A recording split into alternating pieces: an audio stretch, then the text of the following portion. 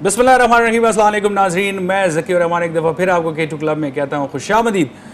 नाजरीन, पाकिस्तान क्रिकेट के हवाले से अगर पूरी दुनिया नहीं तो वो ममालिक जहाँ पे क्रिकेट खेली जाती है वहाँ बहुत ज़्यादा मशहूर है।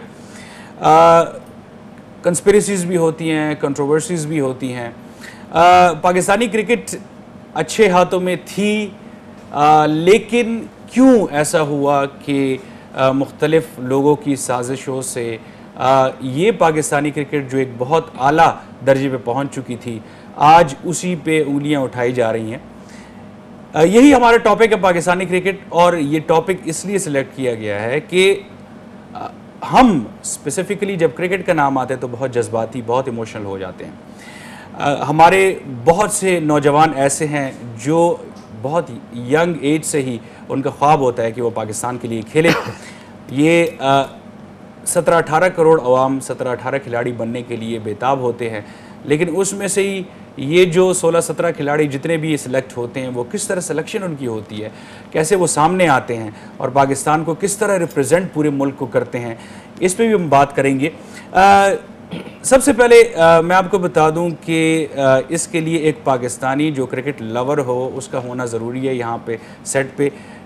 तो हमारे जो पहले मेहमान हैं वो एक क्रिकेट लवर हैं और एक बड़े ही पसंद करते हैं क्रिकेट देखना भी, और किसी ज़माने में क्रिकेट खेलते भी थे नौजवानी में। उनसे बातचीत करेंगे, लेकिन मैं आपको ये बताता चलूँ कि उसके अलावा भी हमारे बड़े अच्छे अच्छे गेस्ट हैं, और एक तो हमारे K2 के मेंबर भी रह चुके हैं K2 क्लब के, वो भी आज आए हुए हैं जी। ताहिर महमूद कुरैशी साहब मेरे साथ बैठे हैं जो फॉरेन ऑफिस में डिप्टी डायरेक्टर भी हैं और क्रिकेट लवर भी हैं। अस्सलाम वालेकुम सर। वालेकुम अस्सलाम। कैसे हैं भाई आप? ठीक ठाक? शुक्र, आप तबीयत ठीक है? अल्हम्दुलिल्लाह। उनके साथ नाजरीन, जहाँ जहाँ क्रिकेट पढ़ी जाती है, अब मैं इस तरह कहूँगा, जो लोग न्यूज़पेपर पढ़ते हैं और इसलिए सिर्फ पढ़ते हैं कि वो स्पोर्ट्स की न्यूज़ उन्हें पता लग सके, प्लस इनके आर्टिकल्स, इनकी जो भी ख़बर होती है माशाल्लाह वो बिल्कुल सही होती है, बहुत गहरी नज़र रखते हैं स्पोर्ट्स पे। हमारे साथ स्पोर्ट्स जर्नलिस्ट बैठे हुए हैं जी, मोहसिन अली साहब। सलाम अली भाई। कैसे हैं सर आप? ठीक ठाक? वेलकम टू द शो जी। Thank you very much. और नाजरीन, वो शख्सियत जिसका मैं कह रहा था जो K2 क्लब के मेंबर भी रह चुके हैं, ज़कीज़ लाउंज में भी बहुत दफ़ा हमारे साथ आ चुके हैं। हमारे साथ एक दफ़ा फिर बड़े अरसे बाद जी बैठे हुए हैं अयाज अकबर भाई जो स्पोर्ट्स जर्नलिस्ट भी हैं। सलाम अयाज भाई। वालेकुम। कैसे हैं सर आप? ठीक ठाक? तबीयत ठीक है?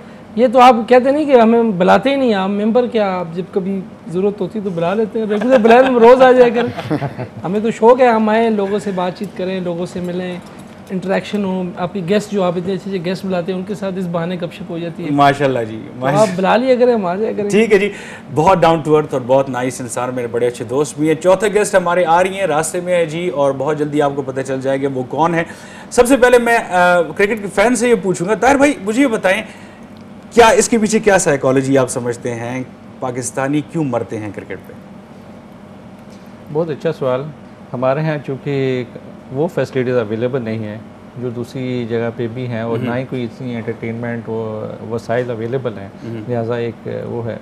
और फिर दूसरी चीज़ जो हमारे यहाँ नज़र आती है वो ये है कि हम एक विकिशियस सर्कल में फंसे हुए हैं कि जो हमारे बुज़ुर्ग कहते आ रहे हैं हम उसको देखते हैं और उसको फॉलो करते हैं। सही।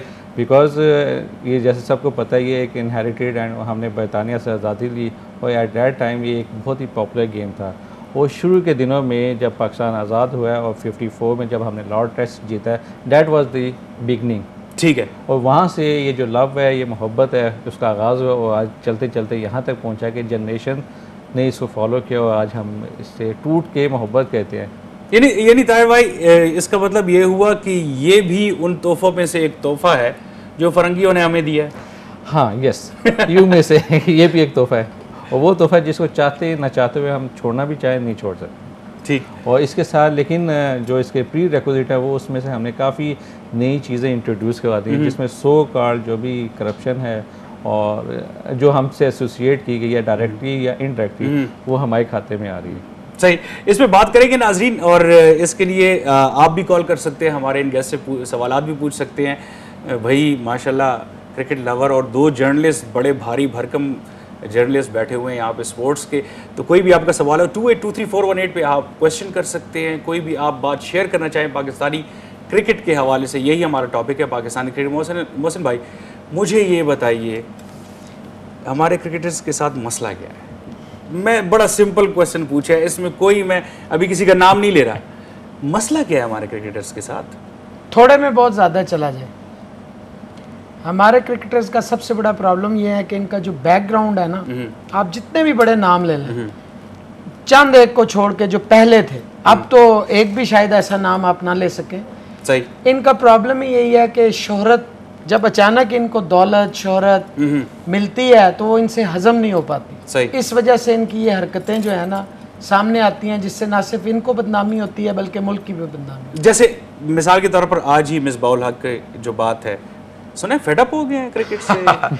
जी, वो उम्र उनकी खासी हो गई है ना, 40 साल की उम्र में तो वैसे ही इंसान जो है फेडअप हो जाता है। हाँ। और वो अचानक ही एक, कहाँ तो वो टीम में नहीं थे, कहाँ उन्हें तीनों फॉर्मेट का कप्तान बना दिया गया।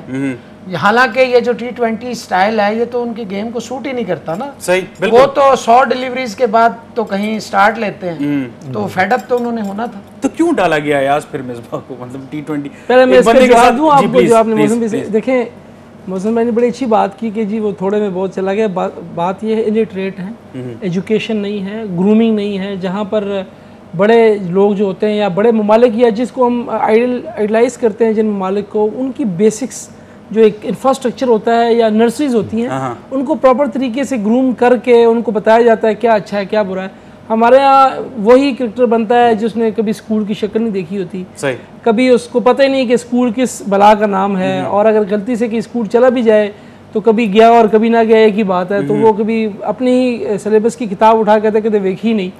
तो वो वाले हिसाब कि वो इलिटरेट हैं। और जहाँ पर एजुकेशन, लैक ऑफ एजुकेशन हो या लैक ऑफ ग्रूमिंग हो, वहाँ पर फिर उनको नहीं पता कि बिहेव कैसे करना है। सही। तो फिर उन बेचारों के पास जेब में खाने को 1 रुपया नहीं होता, और कहाँ पे उन पे करोड़ों रुपया डॉलर्स आ जाते हैं। तो फिर वो हजम नहीं होता।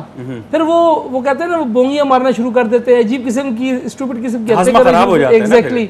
दूसरी बात आपने जो पूछ रहे थे कि मिसबाह को डाला क्यों है, ये भी बड़ा अच्छा लगा जी। कहाँ जगह नहीं बनती थी। हमें याद है कि इंग्लैंड जब पाकिस्तान पे क्राइसिस आए और हमारे 3 प्लेयर जो हैं वो अच्छे काम करते हुए पकड़े गए या उनके ऊपर एक प्रॉब्लम आया, अब वो सही है गलत है ये तो अल्लाह को ही पता है, लेकिन जो एज़ पर इंक्वायरीज हुई उसके मुताबिक तो वो लोग इन्वॉल्व रहे उस चीज़ के अंदर। उसके बाद उनको एक कमी महसूस हुई कि अब बनाएं किसको, ऑप्शंस नहीं थे। मोहम्मद यूसुफ पहले ही बोर्ड के साथ इतना ज़्यादा वो उलझ गया था कि, और यूनुस खान के ऊपर वैसे ही उन्होंने बैन किया हुआ था, तो फिर एक ही ऑप्शन बचती थी मिसबाह।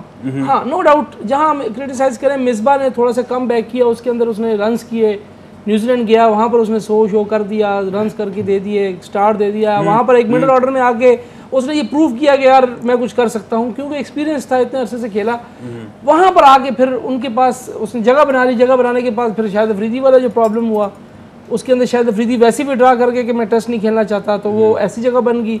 फिर वनडे में और T20 में शाहिद अफरीदी ने जो गंद किया वो आपके सामने ही है, आते साथ बोर्ड के ऊपर। तो फिर उसके बाद उनके पास ऑप्शन, ऑलरेडी वो टेस्ट कप्तान था, प्रेशर वो ले सकता था, प्रेशर उसने लिया, उसने प्रूफ भी कहीं किया, तो उन्होंने कहा यही ऑप्शन है, जिस पे उन्होंने मिसबाह को ना सिर्फ टीम में रखा बल्कि वो कैप्टन भी है तीनों फॉर्मेट का। जैसे उन्होंने भाई, क्या सोचते हैं आप जब आप देख रहे होते हैं और आपको अच्छी तरह पता होता है, जब आप क्रिकेट देख रहे होते हैं कि यार ये बंदा इस काबिल नहीं है, इसको क्यों खिला रहे हैं, क्या फीलिंग्स होती हैं आपको? और उस वक्त मतलब आप क्या सोच रहे होते हैं कि यार ये किसने किया है, ये कौन कर रहा है हमारी टीम के साथ या हमारे मुल्क के साथ, मैं कहूँगा।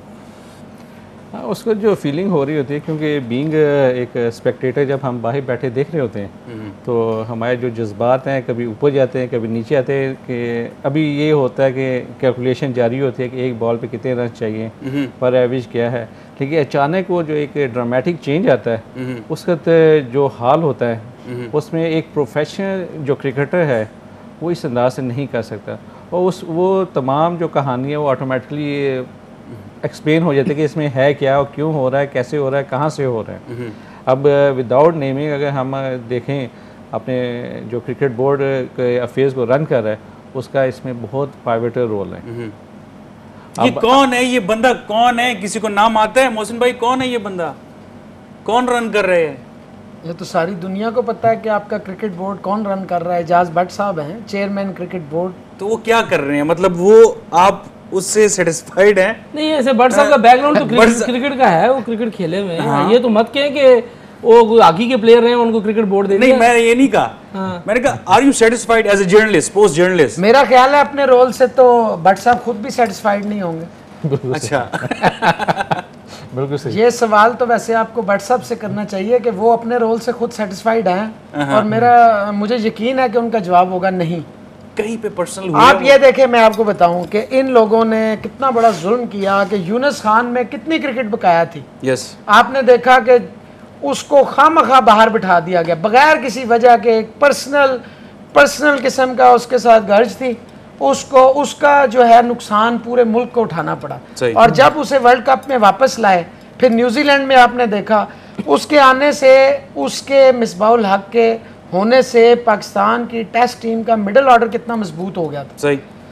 कहाँ आपका फ्रेजाइल था, पता ही नहीं चलता था। पहली विकेट गिरने की देर है, 10वीं विकेट तो पता ही नहीं चलता था किस वक्त, और एकदम ही अजहर अली ने स्कोर करना शुरू कर दिया। असद शफीक ने आके वो रोल प्ले किया जो मियांदाद पूरे अपने प्लेइंग कैरियर में, जो जावेद मियांदाद का रोल था वो उसने प्ले किया। No doubt. ठीक। आप ये देखें, हमारी बहुत बड़ी बदकिस्मती है कि हमें जो कप्तान है वो सिर्फ और सिर्फ इमरान खान मिला है। पाकिस्तान की क्रिकेट हिस्ट्री में उस जैसा कप्तान नहीं। 92 का वर्ल्ड कप आप अगर देखें, कोई भी स्टार नहीं था। वसीम अकरम इन द मेकिंग, इंजमामुल हक बिल्कुल नया वकार यूनुस इंजर्ड आउट हो गया था, आकिब जावेद, इकबाल सिकंदर, और उसके बाद मुश्ताक अहमद, मोइन खान। इस टीम के साथ इमरान खान ने from nowhere to world champions. तो ये कप्तान जो होता है ना, उसका, ये क्रिकेट वाहिद स्पोर्ट्स है जिसके अंदर कप्तान का एक बड़ा मेजर रोल होता है। नाज़रीन, ये जो मेन क्वेश्चन है हमारे प्रोग्राम का, कप्तान का ये इशू क्यों है पाकिस्तानी टीम में, इस पे बात करेंगे जब वापस आएंगे। अयाज से पूछेंगे, लेकिन एक छोटी सी ब्रेक लेते हैं।